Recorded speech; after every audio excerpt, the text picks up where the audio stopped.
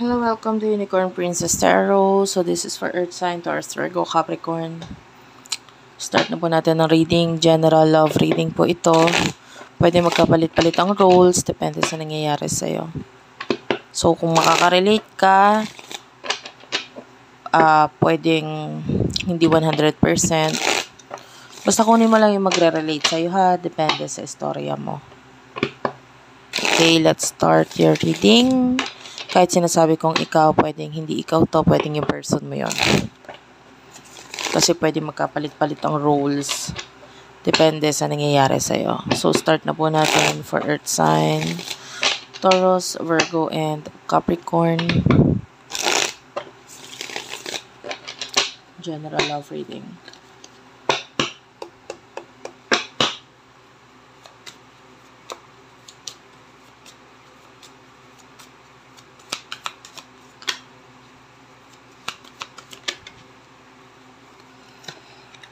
You do over the Empress, Six of Swords, and the Judgment. I really do like your energy, by the way. Ten of Pentacles. Wow. And then, kunin natin yung energy ng person na kakonect mo.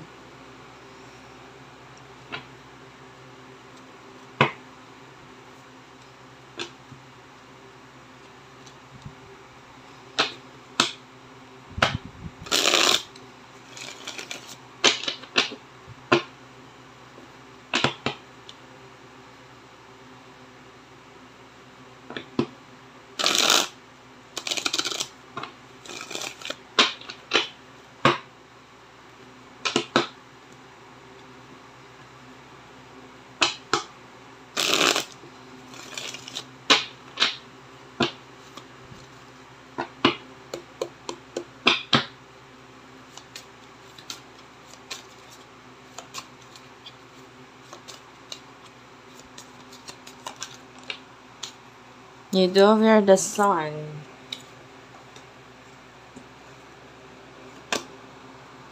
The Chariot, major arcanas yan. Actually, dalawa rin yung nagpakita sa'yo. And you do have here the Queen of Cups. Four of Pentacles is also here, and the Queen of Cups is at the bottom of the deck. So, major arcana, the Chariot, the Sun, Cancer, Scorpio, Pisces, Taurus, Virgo, Capricorn energy. Okay, so sa nakikita natin dito, I really do like your energy with the Empress. Mahal mo yung sarili mo ngayon, no? Focus ka talaga sa, this is all about self-love. You're loving yourself. Hindi mo ini-stress sarili mo pagdating dito sa person neto. I feel like with the Judgment, pwedeng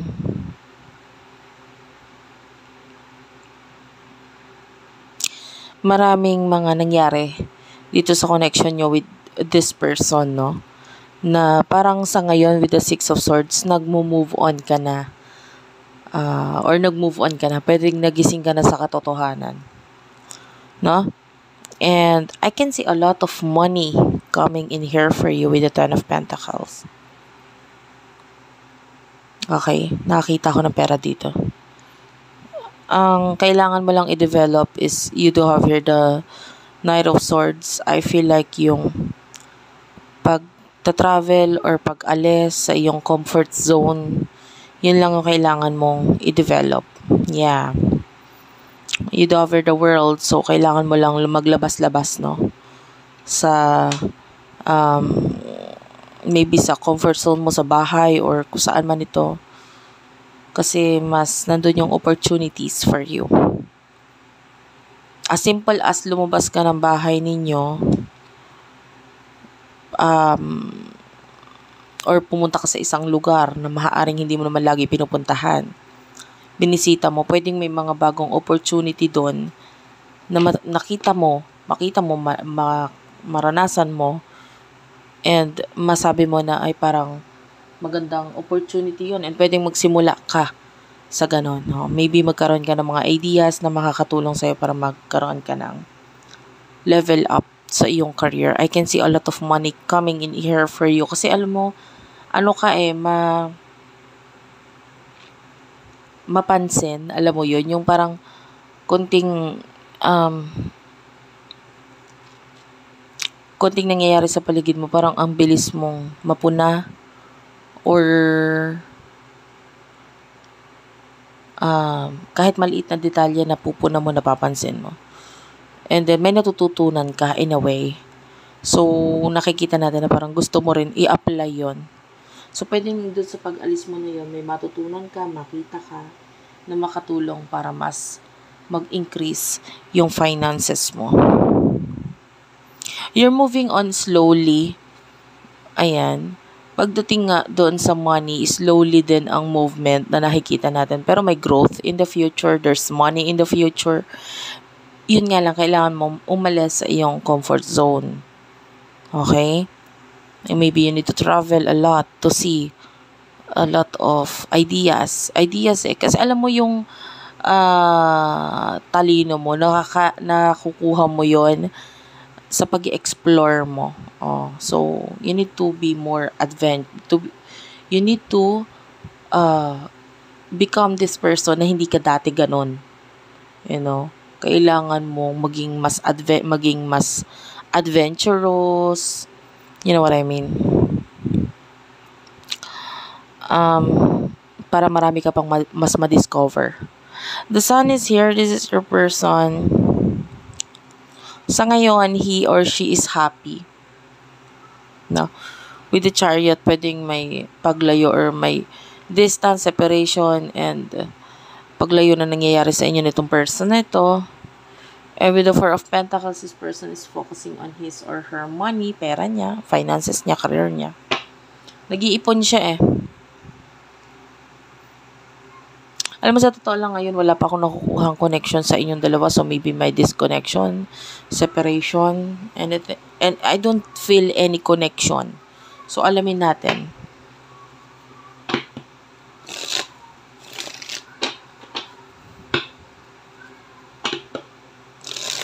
What is your emotions and ano yung nasa isipan mo dito sa person na to? Spirit guides, angel guides.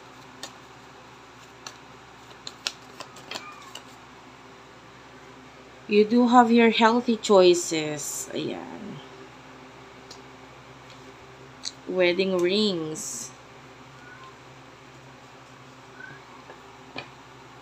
The mask is at the bottom of the deck.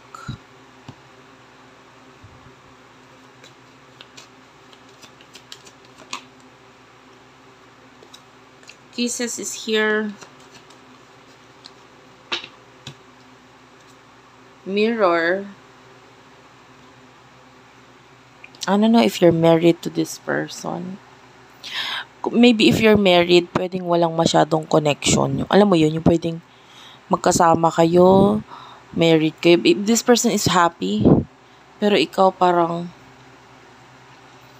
feeling mo ang bagal mong makarating doon sa gusto mong patunguhan dahil dito sa taong to. No? I do feel like sa ngayon, mas nagfo-focus ka sa sarili mo kasi yung person na ito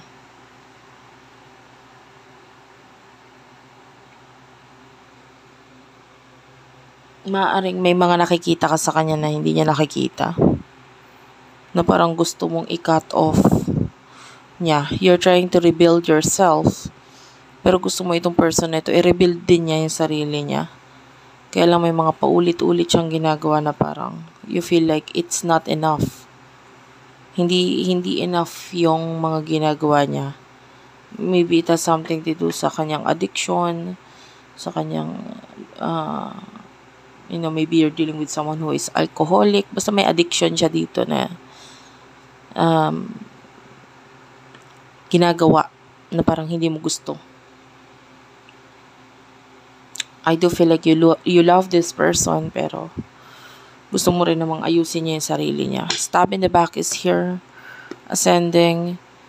I feel like yung person, medyo nagpapabigat talaga itong person ito sa'yo. With the kisses, mahal ka niya. And with the mirror, ang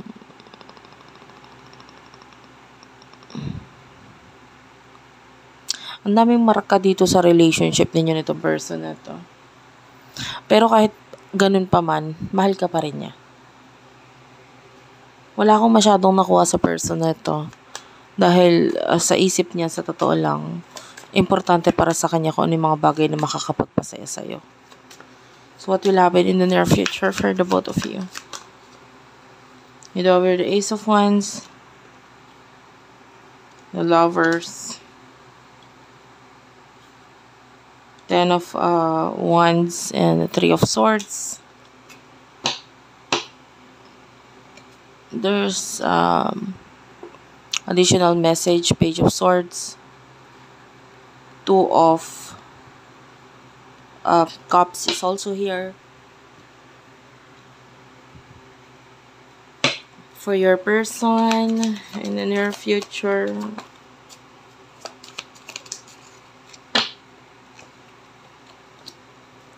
The Nine of Pentacles. Excuse me. Excuse me, guys. Anyway, you do have the Two of Swords, Six of Cups, and the Knight of Wands. Okay, in the near future, may nakikita ko new beginning for you with the Ace of Wands. I can see a friend here with the Nine of Pentacles na tutulong dito sa mga decision mo sa buhay. Sa connection ninyo na person na ito, this relationship, itong relasyon nyo is well guarded, na may nakikita tayong nagpo-protekta sa relasyon or connection na ito. Medyo mahirap for you with the Ten of Wands kasi it's like you do have a lot of responsibilities, marami ka responsibilidad. And maybe ang makakapagpalungkot or makakapagpasakit sa iyo is yung ka-immaturan nitong person na ito. Pero wala kang magagawa. You are going to give everything na kaya mong ibigay with the Six of Cups. With the Knight of Wands, ito yung hamon ng buhay or laban mo. Kasama mo tong person na ito, medyo mabagal lang siya. But at least he or she is still there, nakasupport sa mga plano mo. And you have to be more patient. Kailangan mo maging mas mahaba ang pasensya mo towards this person. Kasi mahal ka naman niya eh. Ibibigay niya kung ano yung mga best or lahat ng kaya niyang ibigay. Pero maybe yung best niya is hindi enough para sa'yo. Okay? So, kailangan mo lang habaan yung pasensya mo. Okay? So, yeah. You do have your girl talk. I see communication sa inyong dalawa. Komunikasyon na pwedeng i-enjoy mo lang, you know, yung pakikipag-connect or communicate dito sa taong to. Kasi itong person to, we do have your kiss on a ring. I can see decisions na parang pwedeng something to do sa relasyon ninyo, no? Or connection ninyo para maiba yung takbo ng relasyon nito, ng connection nito. Kumbaga, kung playful siya, kung immature siya, playful siya, kailangan mo lang sabayan yung person mo. Kasi sabi ko nga, andyan lang siya eh. Andyan pa rin naman siya. No? Hindi man niya kayang ibigay yung best na hinahangad mo para sa kanya. Pero at least, lahat ng kaya niyang ibibigay naman niya para sa'yo. Okay? So, thank you for watching. I love you all. And bye-bye.